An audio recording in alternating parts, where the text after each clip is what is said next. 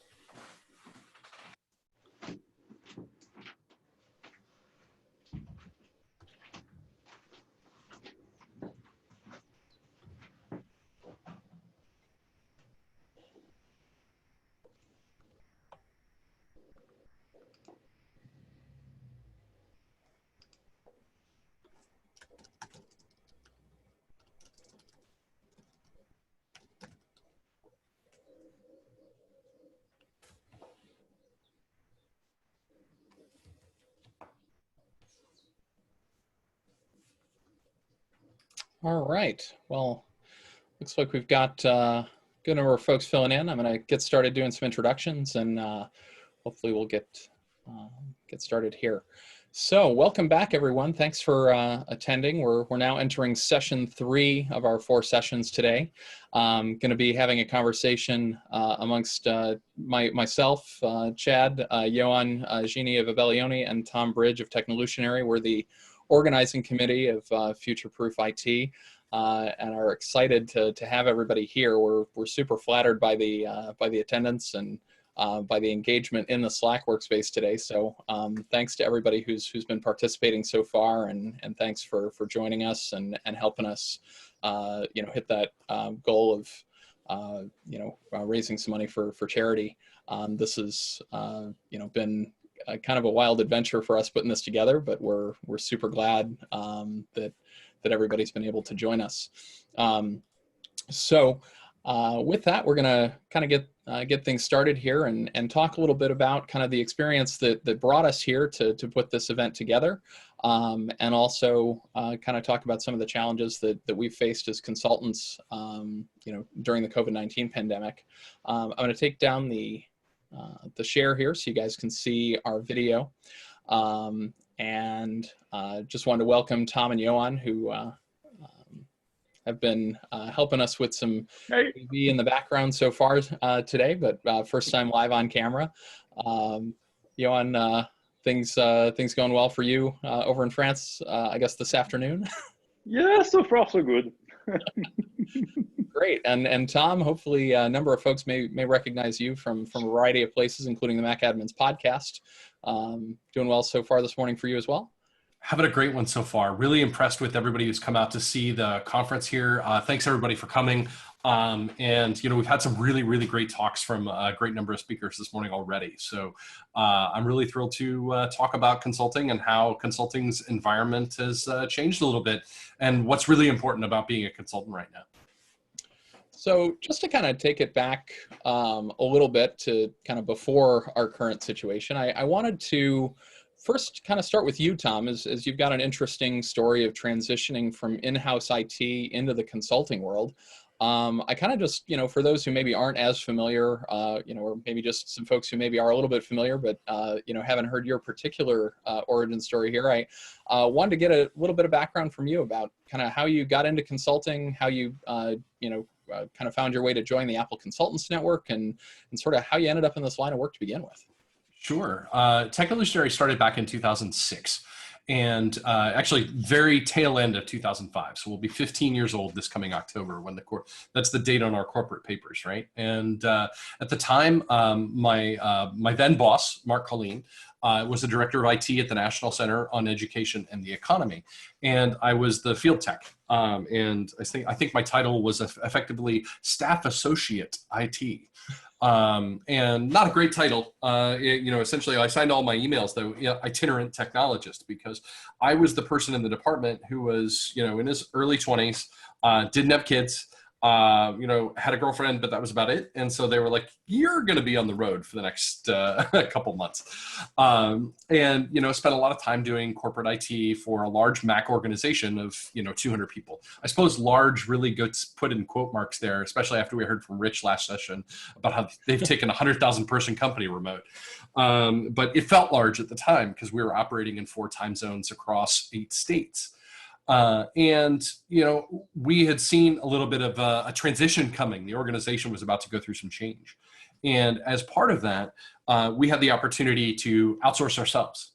And so we, you know, we started Technolutionary in effectively January 1 of 2006 was my first day on the quote unquote payroll, which at the time was like 2 nickels to rub together.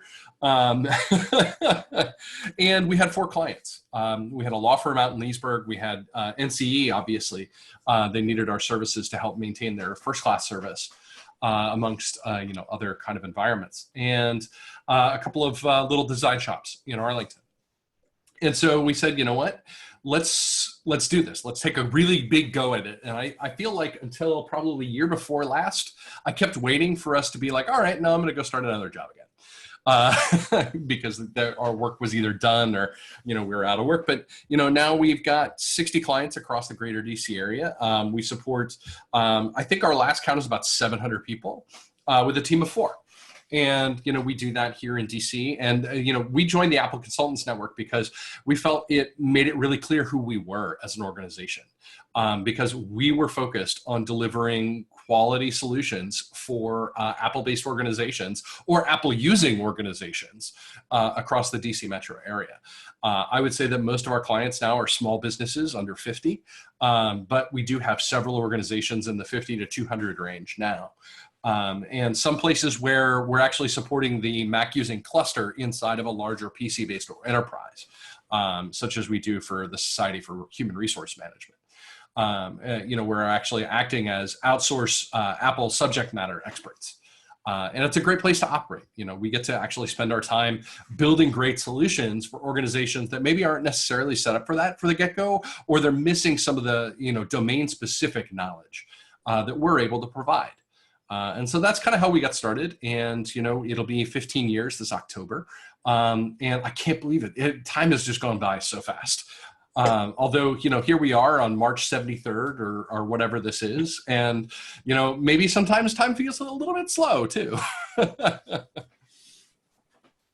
Yeah, so I remember that we had kind of all gotten together just to kind of talk about, you know, the situation. And I think that was kind of what prompted us to put together Futureproof IT.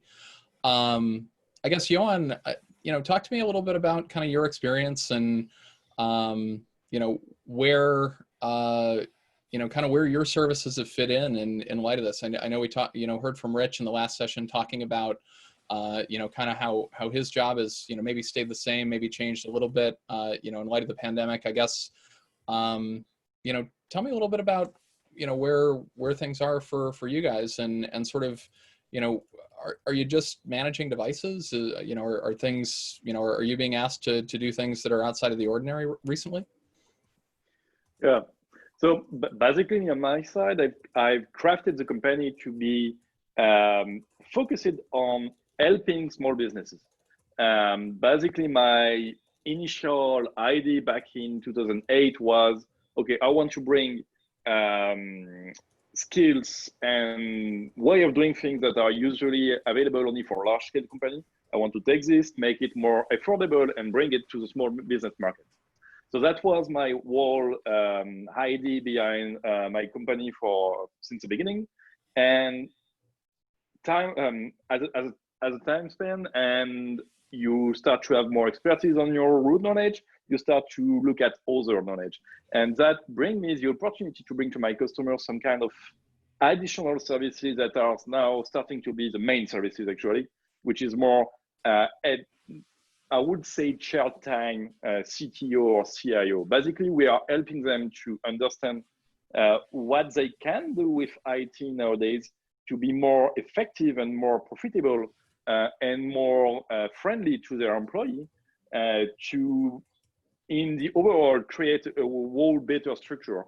And depending on who they are, It may be fully on-prem or fully on cloud or whatever. The technology behind does not really matter in the end. What does matter is if we are able to provide the valid solution for the customer. And in that scenario of today with this COVID-19 and the full lockdown and everything, this brings us to a position where we have been able to share with our customer a whole history of working from home.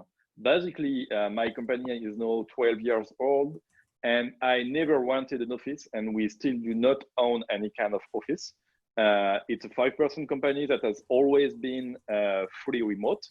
And now we are able to provide this quality of experience, this experience we have in working from home to all our customers that are now in a situation where now they have to do it. Even if it was an idea that may want to look at it at one point, now they have to do it. So this situation and the way we do things here basically led us to a position where we are more doing a C-level advising and then doing the execution of our advice instead of just doing simply IT, I would say. Yeah, and I'd say from my experience, it's been really similar where it's kind of a difficult thing to kind of explain to people what it is that I do for a living. And I think, those of us in consulting can certainly relate to that. And because I think there's sort of this idea that you're either the person who gives the advice about kind of, how to, make good decisions, kind of thinking about the kind of large, consulting organizations that, you hear about, on the enterprise side. And then, they're the folks who, maybe are known as just, being like that field technician that Tom's talking about, somebody who just comes in and does the thing you ask them to do. And, I know that, depending on where folks are as far as, maturity in their consulting business and, in different places, obviously the asks and the requirements are a little bit different, but I definitely would say, we are at a place where, and certainly in light of the pandemic, a lot of the things that we're helping people with are not so much around, simply technical execution of something that was already thought out, but really, trying to help people walk toward making, good decisions to set themselves up for success, kind of regardless of what the current world situation looks like. The thing that actually made my life so much easier and my team's life so much easier over the past few months has been that, kind of from the beginning when we've been working with our clients, encouraging them to make decisions that help, make remote work easier for their employees. Because, if just having learned from my own experience, having a, one remote employee in a non-remote organization, as Justin talked about earlier,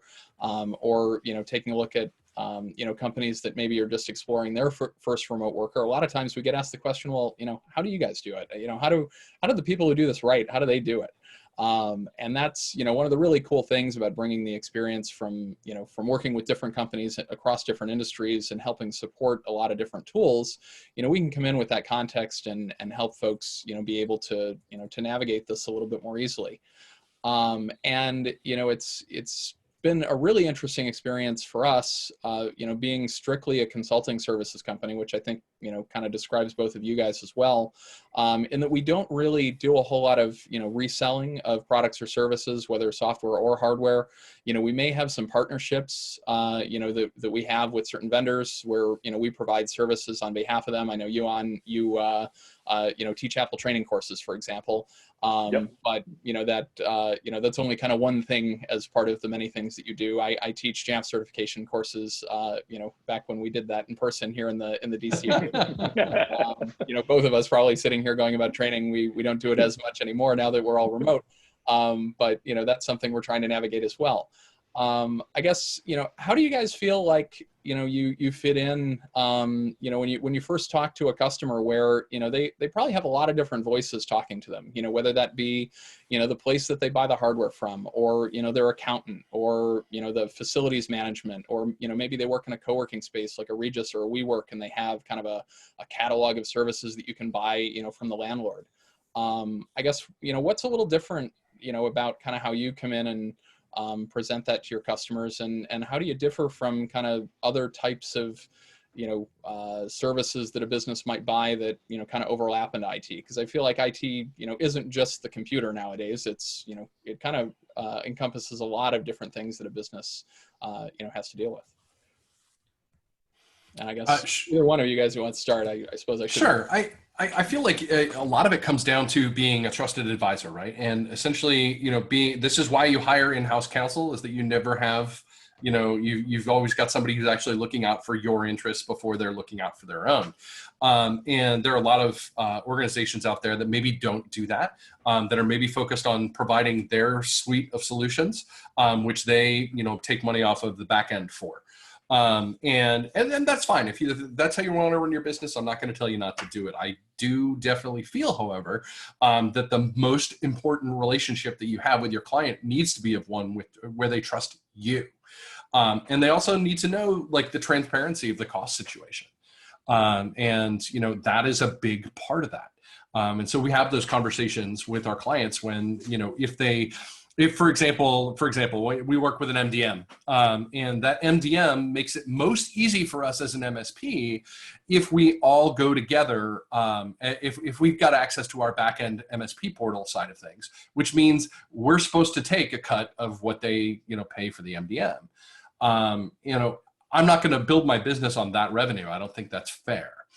And so we use that as kind of like the professional development fund.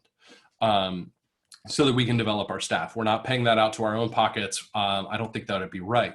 But here's what I focus on at that point is I want to give you as many options as possible. I want to start from, this is one of the great places where I think the strength of the Apple platform is the mobile device management specification. And that you can go after. There are 20 different MDMs, 50, 100 plus different MDMs out there, and you can pick the one that fits the organizational need that you have. I want to know the specification. I want to spend my time mastering what MDM is capable of and figuring out which MDM is the best solution for their business. And so we will often present Meraki Systems Manager, Mosel, Simple MDM. Occasionally we'll talk about Jamf Now or Jamf Pro, and then I send them to Chad. But, it's, one of those places where the strength of the marketplace is in its diversity. And that they all share a common access point means that they get to choose what to implement. And so I feel like there's a lot of strength in that from an organizational perspective to be like, I'm going to give you multiple options. I'm going to let the business choose which one they want to implement. We'll support you no matter what, because we're your trusted advisor here. We'll warn you if, for example, you want to implement Intune. Hey, that's not an MDM that I spend a lot of time in. And we're going to need to, talk with a couple of different other people to help you admin that in some cases. But I feel like the trusted advice part means not being on the take. And so that's a part of what follows. How about for you, Yoann? I guess, Yeah. how do you differ from sort of the other vendors? I know in France it may be a little bit different, and even the US, sort of where businesses are going for advice and sort of how your advice differs. Yeah, I agree with the idea that Tom just shared with us. Here on the SMB market, I see more and more people, company basically asking for a split between who gives the advice and who we sell hardware, license, and whatever.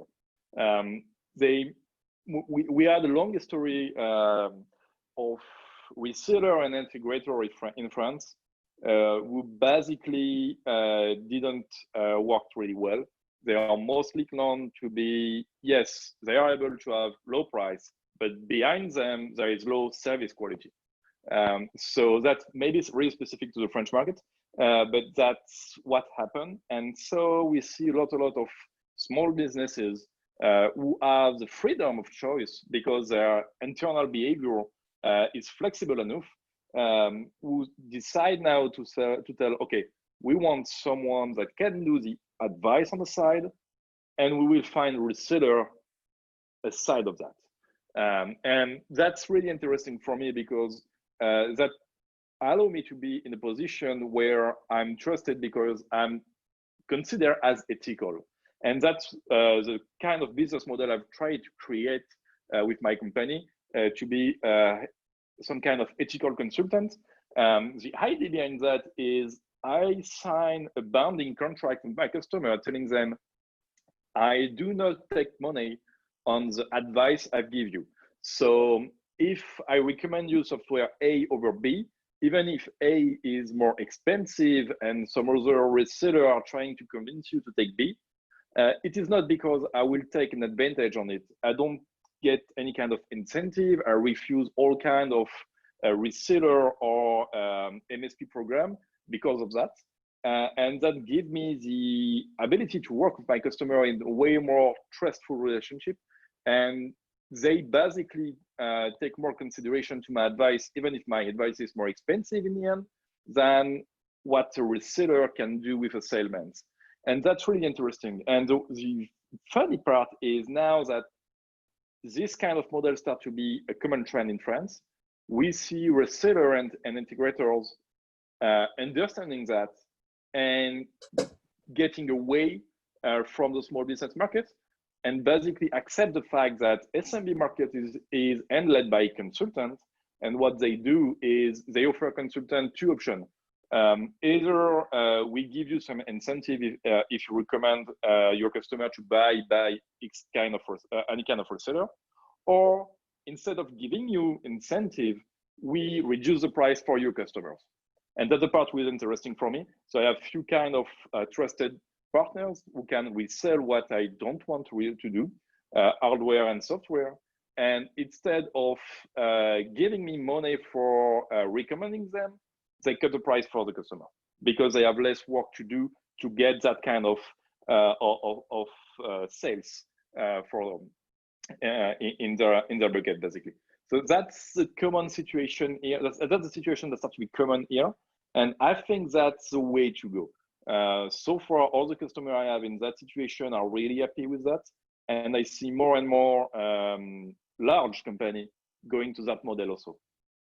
Yeah, and I think for us, it's been a very similar experience. I think one of the things you touched on earlier, kind of being the shared time CTO or shared time CIO. Yeah. You know, I think some of the best relationships that we have with our clients are where, you know, we fit in and feel like a member of their team. And I think sort of having that, you know, ethical obligation to not have a conflict of interest kind of ties in with, you know, being a member of the team. If, you know, if you work internally at an organization, obviously, if, you know, you've got a friend who you're, you know, helping out as part of a business decision for the company, you know, that's seen as inappropriate. And I share in that. Yeah. One of the things that I think, you know, is really interesting is sort of, you know, how, you know, organizations can, you know, how they can make a decision about whether, you know, bringing in consulting as kind of part of their IT strategy, you know, where that value really lies. Because I have had conversations with, you know, some clients where, you know, they're sort of saying, well, you know, if we bring in you guys and we pay you, then, you know, what if, you know, when does it make sense for us to switch and have an internal IT team? Because, you know, I see these larger companies, you know, that once they get to a certain size, you know, they want to bring everything in-house. I guess, you know, from my perspective, I feel like in a lot of ways, you know, we've built some successful partnerships, much like, you know, David Expel talked about, you know, first thing this morning about, you know, kind of partnering with an internal IT organization so that you can provide your specialized expertise in a way that's accessible for the organization where maybe they don't have budget to hire, you know, a full-time, you know, expert in endpoint engineering, for example. I guess for you guys, you know, Tom and Yoann, what, Sure. you know, I guess what is the value? What is the return on investment that you sort of, you know, feel that you guys are delivering to your clients? First, I mean, I really want to just say that there is nothing I want more in life than to actually successfully graduate a client from our service to their own. And I also recognize that that's not an immediate transition. That's a transition that takes place over a, you know, a 6 to 9 month span, easy. Oftentimes with, you know, conversations to be had thereafter. We had the opportunity when Contactually got sold to Compass this past year, and Compass is a much bigger organization with their own in-house IT team. And you know, we had the opportunity to work with Landon Letzkus and his team and Compass in New York. to move them off of the service, and that was an awesome move. They were incredibly efficient about it, and we were off they were off our service in about 3 months. As we graduated everybody out and got them clear. And, there was nothing better. There was nothing bad about that. I loved working with them. I miss working with them. But there is no better success than, hey, we got you from small to big to sold. And that feeling is wonderful. Do I miss those checks coming in? Yeah. Checks are nice. They help us pay for staff. And I love my coworkers. But at the same time, it's not always the best fit for an organization to hire, starting with essentially the director of IT. I almost feel like in a lot of cases, you want to start with the frontline engineer plus us. And the frontline engineer slowly grows into being the director of IT after, 6 months, 9 months, a year, 2 years. Where they can build their own team after we've gotten to the point where they're able to be there. There's a huge opportunity for smaller organizations that have explosive growth on the horizon to have somebody, like a consultant come in and actually manage not just their endpoint management, but their help desk as well, because that's an integrated environment. If your help desk engineer is not close buddies with your client platform engineer, you're doing something wrong. Because then you are missing all the opportunities you have for growth in automation, growth in support automation, and things along those lines. And that's a huge benefit of hiring an organization like an Apple consultant to do those kind of things. Because we're the ones out there dealing with the field environment of, hey, we want to deploy machines directly to users because suddenly we don't have an office anymore. That's not an easy job. And you can do it, but there are a lot of landmines along the way with automated deployment. And Rich's organization, it's very clear that they were in the right place at the right time with the right plan, and that it was a validation of their long-term planning to make their enrollment process as easy as possible for the end user by falling back on cloud resources, falling back on Apple wherever they're able to. But that's oftentimes not the the first instinct of most IT departments, I would say. And they were, incredibly revolutionary for doing it, 4 years ago and starting that transition 4 years ago. And so now we actually get to do this cloud-focused work from the get-go. And that's how we were ready when the pandemic hit. Was that we were ready to go remote first because we've been building these kind of structures for organizations with some remote employees for the last 2 years, and suddenly now everyone's remote, and we're able to deploy iOS devices, iPhones, Macs straight out of the box and just say, oh, we'll ship that to your house, it'll be fine. We'll email you with a PDF of everything you need to start, and we can go from there. And while having to do that in a pandemic maybe isn't the best environment, at least in terms of stress. And there are advantages to, touching machines ahead of time that can shorten that process down. It is definitely a very key part of our momentary infrastructure. And I don't see that changing for at least the next 6 to 9 months, possibly a year. Yeah, and I would say for us, a lot of the same. I think one of the things that we're able to do that's really, been interesting and helpful for a lot of new clients we've been working with is that, we've actually taken on a few new clients, after everybody was already working from home, and by having that MDM infrastructure in place, by having our automation that we have built in on our side around HR automation, we bundle an HRIS system along with every one of our clients so that they can just input information about the employee that's starting, and we can have that link up their device that ships directly from Apple to the employee's home, and then when they open it up, they just can give us a call, and we can kind of let them know it's going to be okay as they go through that automated enrollment process. I guess one of the things that I've observed is that when because I do a little bit of both. I help, enterprise organizations, onboard and set up and integrate MDM solutions. And then I also, help some small businesses where, we just kind of take the reins for them. And one thing that I find very striking, and kind of one of the really, clear things that we deliver, for our clients that, I see in-house teams sort of struggle with, is that, by having that proven track record, knowing, how to configure these solutions already and having that infrastructure in place, we're able to take, a new client that's never had any of these nice things before, and kind of transition them in a matter of days, where, when I work with an in-house IT team, it could be a matter of months or years before that kind of zero touch deployment where you open up your computer, have everything install, have everything work kind of the way you want. It can take somebody new at that a long time to develop those skills and get comfortable and be able to do the appropriate testing. And Yoann, I know that you do quite a lot of this around also with identity management, and, kind of hybrid Active Directory environments of, on-premises and cloud. Can you talk to me a little bit about, I guess, where, you've probably also worked with some organizations that have tried to roll these things on their own versus with your assistance, I guess, kind of what's the timeline look like if you're helping a new client versus, what you've seen where people do it on their own? Yeah, basically what I've seen so far is when I deliver or I help them to be on track, it's way more quicker and effective.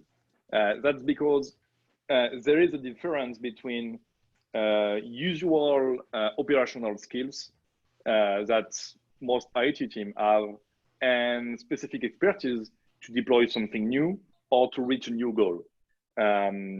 When I do IT externalization services, I would say, I usually present this as a pyramid. Let's say that your IT department is a pyramid with the first base as your level 1, then your level 2, then your IT managers, and some blocks are your security auditor, your networking infrastructure team, and etc.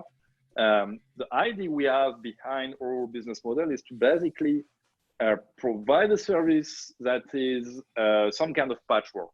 If you're a small company, we can handle the whole pyramid for you as external company.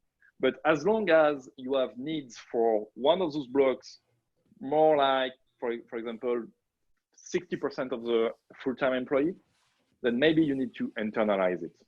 And that's what we do with our customer. Basically, we help them as they grow to have internal resources. And when they start by the base of this pyramid. And we help them to basically manage their team. Basically, when a company, a customer starts on that road, they hire level 1 and level 2, for example. Those internal employees have 2 managers. An internal HR manager for HR purpose, and me as external manager for IT purpose. And we manage a team with that kind of 2-head manager system, which is a bit special, but that works really well. And as they grow, we help them to find the best valuable people for their company based on what they need and the kind of skills they need and the kind of mindset they have. We help them to hire and to grow. And basically that means that at one point, if I succeed with my customer and my customer have a successful business, I won't work anymore with my customer. I will put myself out of work if I work correctly. And I think that's okay. Because at one point, what all company will see is advanced expertise is not really interesting to have as a full-time employee. Not a lot of company has the work amount needed to keep someone busy. Except if you're a SAP, for example, you can't really take Rich busy all the time. So basically, in a consultancy model, it's really interesting for that, because if you are advanced expertise, most of the small business company won't need you full time. So even if the company has the ability to have internal IT team, this team will need to be advised by someone more advanced for some specific scenario. And that's where all the value is for most SMB. And this is valid for other kind of services, like some of my customers will speak about pharmaceutical area, where they use as well external consultant and expert for some other kind of situation in their markets. And this is where the expertise is interesting as external people, because for the same amount of spending, you will get more knowledgeable people for specific area of expertise. Got it. Yeah, no, I think I can definitely share in a lot of that. I guess, how is the crisis with the pandemic, I guess, how has that kind of changed things for you guys? I know for us, in a lot of ways, some of our customers, it was really just putting them at ease and letting them know that the things we set up to work in your office are largely cloud-based, and you can take your computer home and it'll work just the same as it did in your office. Which for some folks, that was really just kind of reassuring and letting people know it's going to be okay. I guess one of the things that has probably impacted a lot of us is that places where our customers might get introduced to us. The Apple retail stores are closed at the moment. Sort of. I know that we've had to navigate, helping people get equipment, procured, getting, repairs facilitated, things like that have been a little bit different, in light of this. But also, just kind of, what are some things you didn't expect? I guess, Tom, you've been, you've had a whole bunch of things change in your world. You mind telling us a little bit about it? Well, sure. And, having a pandemic just come along and, wipe out whole swaths of businesses. One of our largest clients is in the performing arts industry, and there are no concerts right now. I take that back. There are very, very, very, very small concerts happening inside people's houses, spouse to spouse in a lot of cases, or the occasional, performance art piece in the lobby of an airport. I believe I've seen some one-person concerts going on, but having to do the negotiations around facilities for a lot of these folks, and calling to essentially beg the large ISPs out there to, say, hey, can we not pay you for a while? Because there's no one coming to work, and there's no one coming to see our shows, and we can't afford a $4,000, bill every month when there's no bandwidth. And, finding ways to work together with vendors has been absolutely clutch in all of this. And, finding ways to put people at ease with the concept of, hey, we want to use you for the long term, but we just can't right now, has been one of the biggest challenges. And some ISPs have been better than others at handling that. And I would say that the smaller ISPs, the more regional ISPs, have been incredibly flexible because they're just as impacted, right? And so figuring out a way to work together for the long term, including contract extensions, but furloughing service for the temporary, has been a challenge. No one wants to use the force majeure clauses in their contracts because they're common, but no one wants to be the first one to push that button. Because that's a scary button, right? That's the end of the world is coming. I am pushing this button. And, so very few of our clients have really had to go that route. And that has been a huge help, I think, in a lot of ways. But as we go through this environment, it's really scary out there for small businesses, especially with the way, at least in the United States, the very laissez-faire economic model that we have, where the government is basically like, good luck, come back, we hope, has not been as successful as we'd hoped. We've had 5 clients drop off our radar and saying, what, it's been really fun working with you, but we can't sustain this in this environment. We can't take this hit right now. And we'll call you if we get back together, but for the most part, we're just dismissing our business, and that's hard. Oh man, you want to talk about that conversation? That was, we've had a couple of those.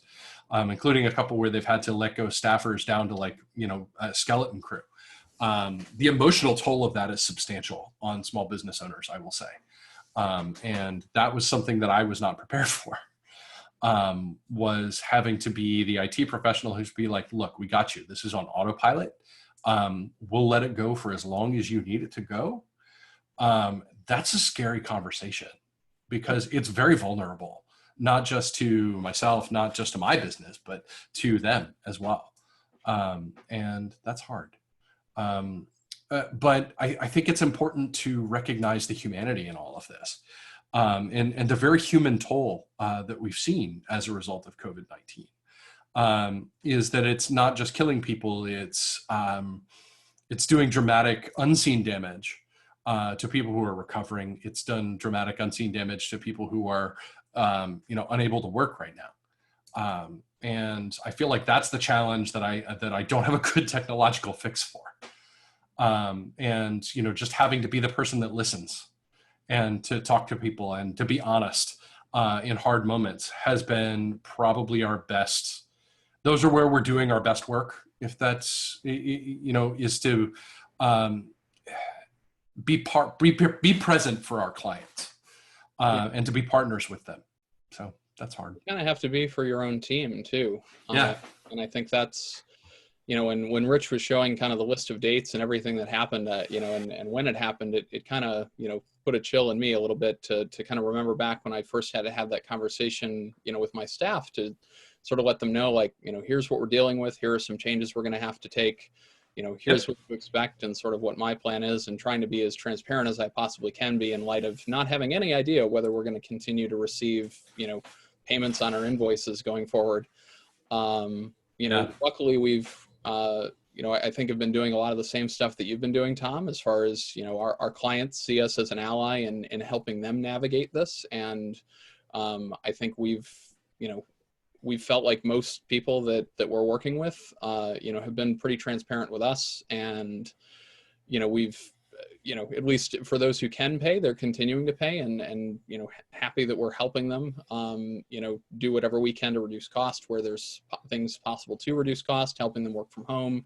And, for a lot of folks, we're, seen as pretty essential as part of, what they're doing right now, where I know that some other vendors, or that they have may not be getting paid.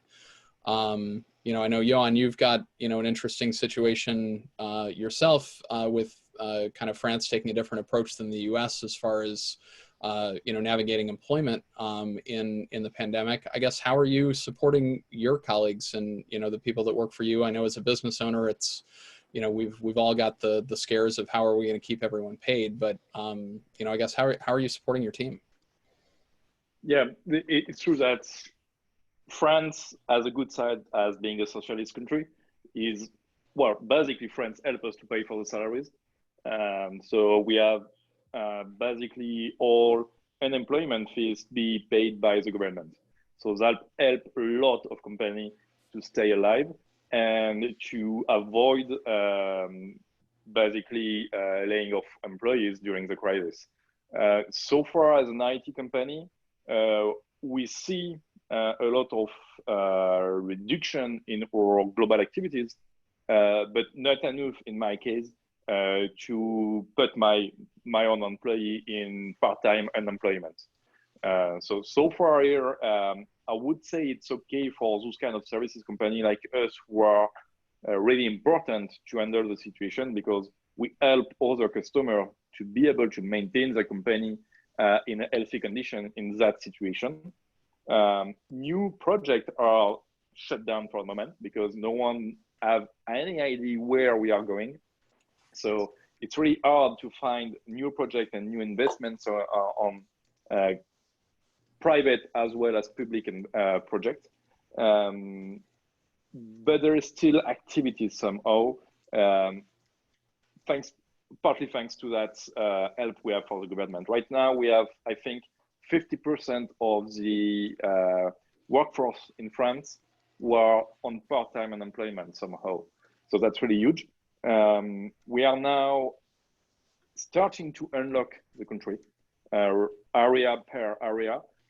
So that means we are slowly starting to get back to a normal economical situation, I would say. It's not really starting quickly, but slowly and slowly, we will have some kind of new activity coming. And the real question for us now as a business owner is, what will be our position in that new start for the country? How can we help other companies to shift to a more resilient scenario to be able to work on? And one of the most challenging part for me was taking care of new customer, basically. For my own customer, I've been able to train them correctly for a while to think about failure. In France, we are really good for one thing. It's strike. So basically, we have strike every year. So all union in the country help us to be trained for lockdown. Not being able to move is something really common. So this helps every business owner to think about, okay, how are we gonna do for the next strike, like the yellow vest and everything. So it does help us to have some kind of resilient mindset. But still, some people have took the risk of saying, okay, we will manage it to stay closed. It won't stay blocked for a long time. And now people are saying that, well, maybe it can. Maybe it can because the yellow vest has stand for a year now, and now we have this pandemic area. So people, and that's the most interesting part, I think, in that crisis, is people will start to learn way more and take way more attention to risk management and what we can do in advance that could be smart to be more resilient and interesting as a company.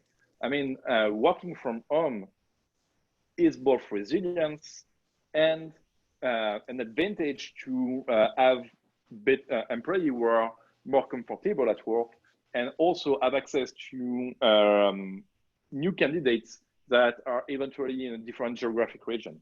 So that's the most interesting part, I think, here is, okay, we are now all working to solve this short-term situation, but what can be smart to do in that situation that is helping us to fix the situation and also have a valuable return of investment in the future. And that thing, I think that's the most interesting part here for us as a business in IT, and one of the reasons why we don't really see the crisis so far. Got it. Well, if there are any questions, I saw one come through kind of from Guillaume in France saying that your comment about the strike was really on point. But you know, I think we do have time maybe for one, maybe two quick questions. But certainly we do also have the consulting panel channel there in Slack. Really just wanted to also throw a shout out to some of the partners and customers that we have attending and watching today. I know that we've got a few folks, you know, from some of our clients. We've got some friends over at Apple and with some of the retail teams that are still supporting organizations from home. The Apple business retail teams are still doing the great work that they do, working from home out of their home offices. And you know, that support has been great for us in being able to bring some continuity to our clients. I also do want to take a quick minute again just to thank our sponsors. We wouldn't be able to raise the funds that we did for Heart to Heart without their help. John Brown here in the DC area with Grove Technologies, a good friend of us, and certainly you know, has done a lot to support a lot of conferences and organizations. Brian from Simple Thread, who will be presenting. Kurt from Autonomy Co-op will be presenting next. And then the new IT and PC Medics based in some other geographies, but also Apple Consultants Network members. So I just wanted to do a quick shout out for that. I think we've got maybe time for one question that came in here. I see, Tom, you said you'd want to jump on this, a question about how did you initially determine your pricing models and sort of how you build your customers? I mean, you know, we started, 15 years ago as a by the hour shop, and we are still, I would say, at least 60% a by the hour shop. We do have a fair number of clients that we serve on a flat rate basis or on a hybrid model. Essentially, what you have to figure out is how do your clients want to be billed, and how do your clients want to pay you? Because that matters a lot. If you come in and say, yep, we're a by the hour shop, and they were looking for a subscription model, well, you probably lost a customer. And if you have a client that is looking for a by the hour model and all you offer is MSP, well, you probably also lost a customer. There are ways to make all of them work. So developing your pricing model is the secret sauce of consulting. For us, it's just taken time and experience to figure out what we could do. And, you know, for us, switching from hourly to quasi-hourly plus, you know, or having a flat rate support option, it's just a matter of trying to figure out like, hey, how much time do you think you're going to spend on site engaged or off-site engaged now that we're in this world?